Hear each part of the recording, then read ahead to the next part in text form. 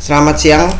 Saya di sini akan membuat video tugas kuliah hasil eksplorasi dari saya tentang insight dari variabel cushiness dan average cost for two.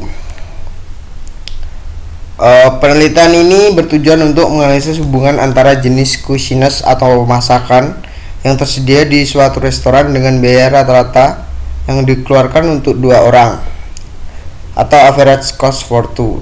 Data yang digunakan diolah dari sebuah dataset yang mengandung informasi tentang jenis masakan dan rata-rata biaya di berbagai restoran. Penjelajahan saya lakukan dalam 3 bagian, yaitu analisis cushiness, analisis average cost for two, dan hubungan antara kedua variabel tersebut. Yang pertama, eksplorasi pertama, jenis cushiness yang unik di dalam dataset.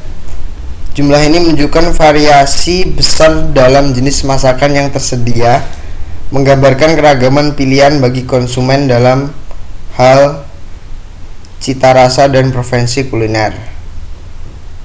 10 cushiness yang paling sering muncul. Untuk mengetahui prioritas jenis masakan tertentu, dilakukan analisis value counts terhadap kolom cushiness.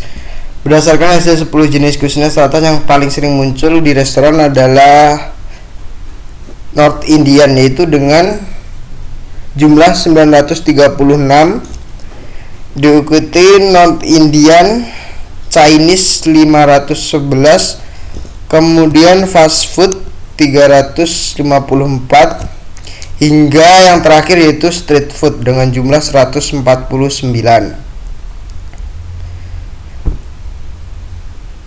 Jenis masakan yang sering ditemukan ini mencerminkan selera konsumen yang dominan serta preferensi umum dalam industri kuliner. Kemudian diagram batang ini menggambarkan frekuensi kemunculan dari jenis cushiness teratas, memberikan gambaran yang lebih visual tentang masakan mana yang paling populer.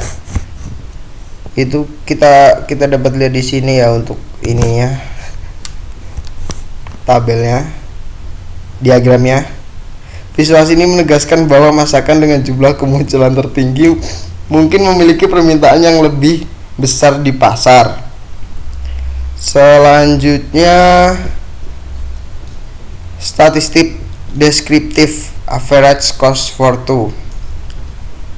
Analisis deskripsi terhadap kolom average cost for two ini menunjukkan informasi mengenai distribusi biaya rata-rata yang harus dikeluarkan untuk dua orang di restoran. Hasil analisis dari data adalah ini ya. Dari tabel tersebut terlihat bahwa ada variasi yang cukup besar dalam average cost for two, mencakup rentang nilai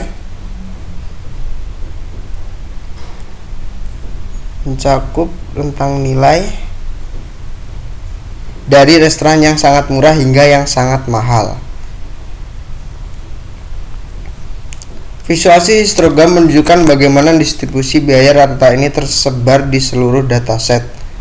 Banyaknya restoran yang menawarkan biaya rendah terlihat dominan, sementara hanya sedikit yang berada di kelas harga tertinggi. Ini ya. Bola ini menunjukkan bahwa sebagian besar restoran cenderung menawarkan harga yang lebih terjangkau, tetapi tetap ada segmen pasar untuk restoran dengan harga premium. Selanjutnya, hubungan antara cushiness dan average cost for two. Berdasarkan cushiness, hubungan antara jenis makanan dengan biaya rata-rata untuk dua orang, rata-rata dari kolom average cost for two dihitung berdasarkan jenis cushiness berikut adalah 10 jenis masakan dengan rata-rata biaya tertinggi, yaitu yang paling atas ada Asian, Indonesia, Western